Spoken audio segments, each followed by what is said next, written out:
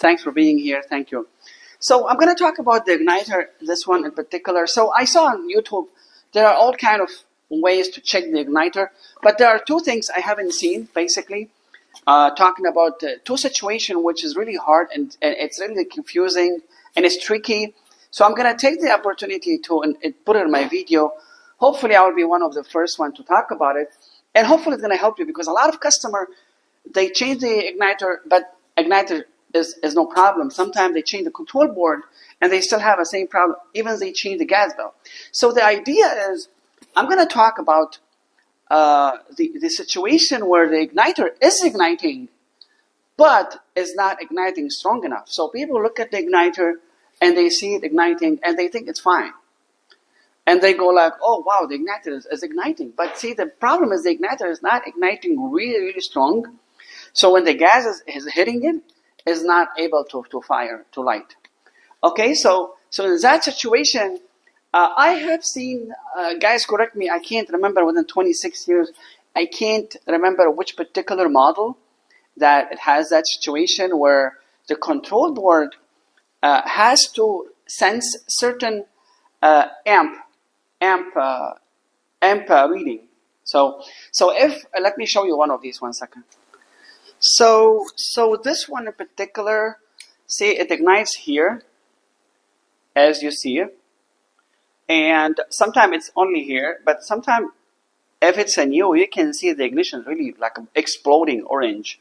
Sometimes it ignites, but only people like we see the real world, I can feel is not igniting strong. These the same thing.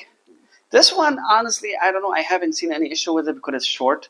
But this also doesn't ignite really strong. So what I'm talking about is, see, it's a situation where nobody's talking about it because I don't know, maybe they don't want to tell you, or they don't know, or maybe they forgot. I don't know. But maybe I haven't searched enough. I already watched so many videos, but maybe I didn't see it. I don't know. Maybe it's somewhere. So that situation you have to understand.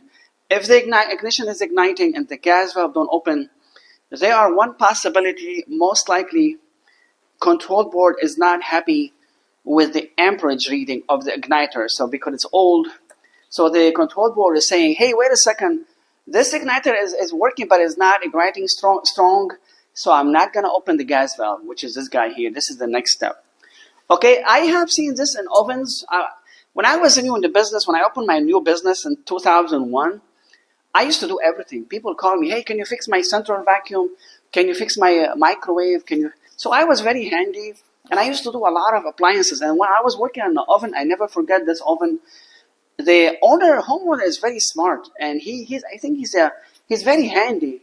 So he did a lot of stuff, but he didn't believe the igniter was bad. When I got there, I looked at the igniter, and then I learned by myself, actually, because I see so many igniters. And I learned this by myself. Nobody told me about it. And because I was seeing igniters, sometimes they ignite really strong. Sometimes you feel it's weak. So I said to him, it's a bad igniter. And again, I was learning, believe it or not. So the homeowner looked at me like, he was like, this guy just wasting my time. Or maybe I can feel he doesn't believe it. He was suspecting. He was doubting it. So anyway, I got the igniter. I put it there. It worked. And the homeowner you can feel like his jaw was like almost falling. He was like, wow, no way, really? And it worked. So again, keep in mind this thing. Now, the other thing that I didn't see people talking about is the burner. So the burner that is facing the igniter, that's the first one that's going to ignite. And you can have 2 burners, you can have 3, 6, sometimes 24 burners. They can be baby burners, like I think in Lennox, they have like 24 for big ones, but they are small ones. Sometimes, at first, it's going to start the first igniter, and it's going to ignite all of them. And it goes this way, because they have a pathway for the gas to ignite each other. These, they get dirty. Sometimes we have to blow with the air or clean it with the brush. But some cases, the one that is facing the igniter is plugged. Plugged means it's like, I don't know how to say it. It's restricted, especially when people have the furnace in the kitchen, and it's a big family. They cook every day so many times.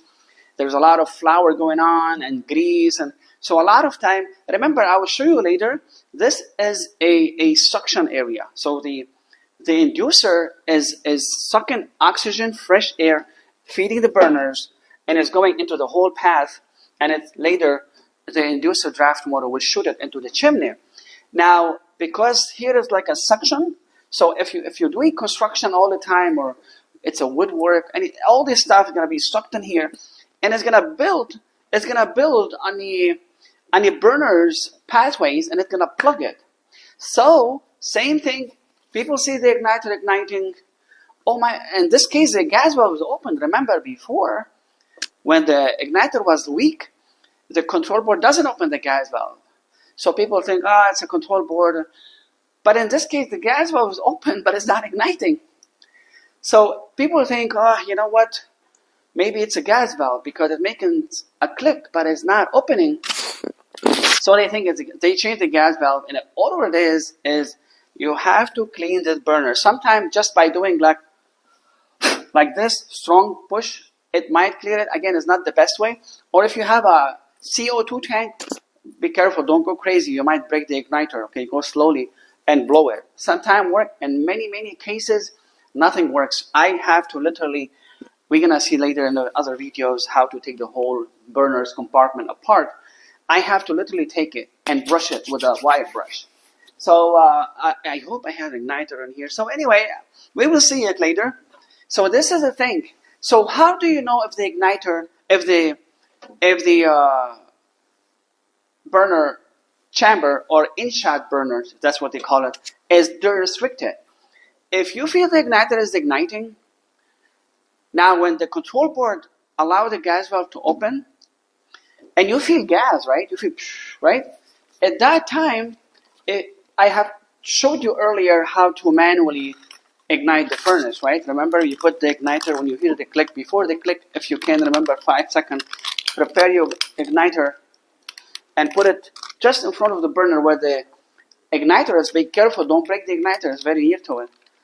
And if you can ignite the other burners with this, and it ignites, and then you can look, sometimes you can see this igniter, this burner is not, the flame is not strong enough. Now you know there's nothing wrong with the gas valve, there's nothing wrong with the igniter, there's nothing, everything is perfect. It's only the dust is blocking the gas from hitting the igniter. So you got this, and I'm gonna go into some baby stuff that everybody is teaching, how to check the power to the igniter, how to check the ohm for igniter, and I will show you also how you can, I'm going to show you how the inducer is always sucking fresh air into the burner in a minute, okay? Thanks for your time for now. So I'm going to show you first what I was talking about in suction area. Look, see how it's sucking it? It's going in. If I put it this way, see, it's going to, see, it's a very slow vacuum. It's not strong. But if you're doing some construction or woodwork or flour everywhere, pizza place, all the things gonna come and stuck in here, and that's how the burners get stuck. Okay. Now let me show you how to check the igniter. Now the igniter is here basically in this area. It's a little bit. I'm gonna have to disconnect all these wire ties, and I'll get back to you. So now I'm gonna call for heat. Now I did remove these wires. Usually they are inside. It's hard for you guys, but I did fish them out so I can put my testers on it. So now I'm gonna jump in and call for heat. I'm not using the thermostat because it has a relay. It takes delay or something. It takes like 3 minutes. So as you see, you don't have to remove the plug from the igniter if the igniter is bad. But basically, you turn the heat on, and then after this run for like 10-20 seconds, it should, if everything is working fine, it should send power to the igniter. So I'm going to show you, you should read 120. See, now the igniter is igniting, and I'm getting 120, right? So that's how you test it. I have a stripper where I can make a space into the wire, and I can do that. Now, if you want, you can also put the probes on the plug itself. But anyway, you got the idea now how to check 120. If you have 120, let's say I disconnected it, right? I disconnect the plug. Let's say there's no power. So now let's say the igniter is not igniting, and we need to check it, right? So basically we're gonna go back to calling for heat again. It's gonna be the same thing. I disconnected the plug, just stimulating as the igniter is bad, and then it's gonna be the same thing. You put your probe there, and you're gonna see 120, right? Either way, it should be okay. Now, the other way to do it is, as I was showing you, you can put the probe in here. I'll show you in a minute how to do it. If you don't have a plier like me, where you can strip the wire without cutting it,